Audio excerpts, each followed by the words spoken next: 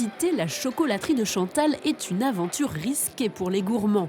Ici, dans cet atelier bien caché à l'arrière d'une habitation de Fos-la-Ville, le chocolat coule à flot.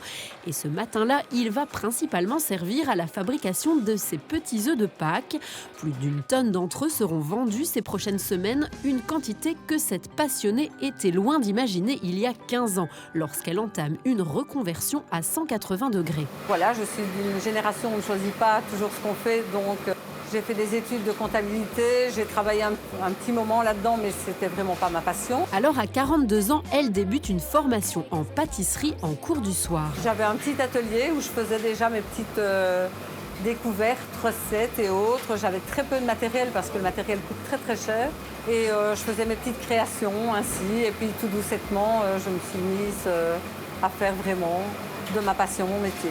Aujourd'hui, l'atelier s'est agrandi et la gamme de produits aussi. Il y a toujours les pralines bien sûr, mais celle-ci côtoie désormais biscuits, pâte à tartiner et pâte de fruits, sans oublier les incontournables mélo-cakes en version mini, une spécialité de la maison dont Chantal nous livre les secrets de fabrication. Vous voyez ici dans le fond, vous avez un petit biscuit qu'on trempe d'abord dans le chocolat.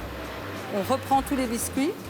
On refait une meringue, on dresse toute la meringue à la poche à douille et ensuite on laisse croûter un tout petit peu et puis on va aller en l'enrobage avec. Tout est donc fait à la main, même l'étiquetage. Les produits utilisés sont locaux, sauf le chocolat brut que notre artisane achète au producteur français Valrhona, connu pour fournir la plupart des grands chefs et chocolatiers de l'Hexagone.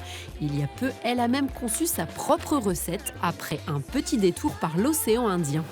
J'ai eu l'occasion et le privilège d'aller sur une plantation à Madagascar et de vivre avec eux, de travailler avec eux, de voir tout le travail qui se fait avant d'arriver chez nous, parce que bon, c'est un travail très conséquent. Et c'est grâce à mon voyage à Madagascar que j'ai voulu créer mon chocolat à partir des produits qui viennent des plantations que je suis allée visiter.